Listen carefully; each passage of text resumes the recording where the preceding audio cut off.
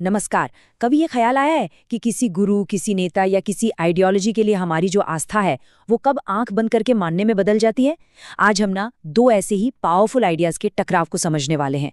एक तरफ है गुरु के लिए अटूट भक्ति का आइडियल और दूसरी तरफ है हमारा अपना विवेक, यानी सही गलत को परखने की हमारी अपनी ताकत। तो चलिए इस इंटरेस्टिंग वैचारिक लड़ाई की गहराइयों में उतरते हैं। और यही सवाल असल में इस पूरी बातचीत की नींव है। भक्ति और अंधभक्ति के बीच वो पतली सी लाइन आखिर है कहाँ? कहाँ हमारी आस्था एक हेल्दी डेडिकेशन है और कब वो हमारे विवेक पर, हमारी अपनी सोच पर हावी हो जाती है? इस सवाल का जवाब खोजने के लिए ना हमें पहले उस ट्रेडिशनल आइडियल को समझना होगा जहां से ये सोच निकली है। तो चलिए सबसे पहले बात करते हैं गुरु भक्ति की, एक आइडियल के तौर पर। सदियों से हमारी परंपराओं में गुरु शिष्य के रिश्ते को एक बहुत ऊंचा दर्जा दिया गया है। यहाँ डेडिकेशन सिर्फ नॉलेज पाने का एक जरिया नहीं है, बल्कि इसे तो एक स्पिरिचुअल प्रैक्टिस, एक साधना माना गया है।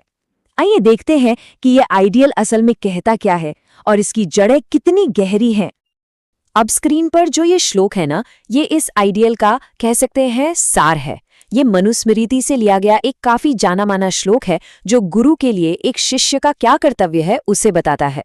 इसकी भाषा और इसके भाव में एक एक्सट्रीम लेवल के डेडिकेशन की उम्मीद साफ साफ दिखती है।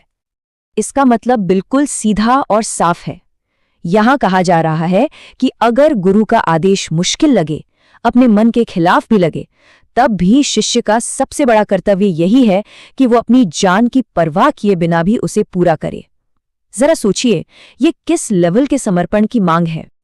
तो इसका निचोड़ क्या निकला? ये है पूर्ण आत्मसमर्पण का सिद्धांत। एक ऐसी स्टेज जहां शिष्य अपनी तर्क शक्ति, अपनी समझ, अपना विवेक सब कुछ गुरु के आदेश के नीचे रख देता है। यहां सवाल पूछने की कोई गुंजाइश नहीं दिखती। और अब आते हैं कहानी के दूसरे पहलू पर, अम्बेडकर की आलोचनात्मक दृष्टि। और यहीं पर इस पूरी डिबेट में एक दूसरा बहुत ही मजबूत पॉइंट ऑफ व्यू सामने आता है।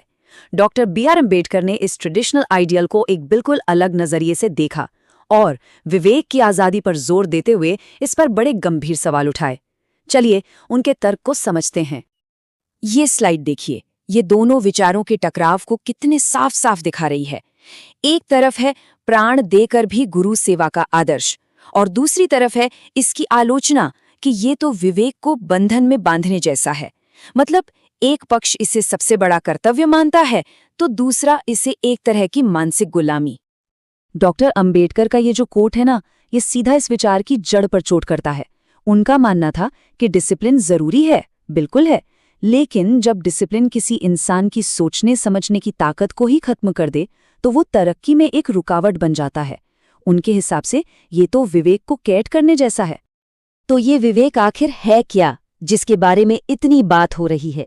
विवेक यानी किसी की अपनी बुद्धि, उसकी अंतरात्मा की आवाज जो उसे सही और गलत के बीच फर्क करने में मदद करती है।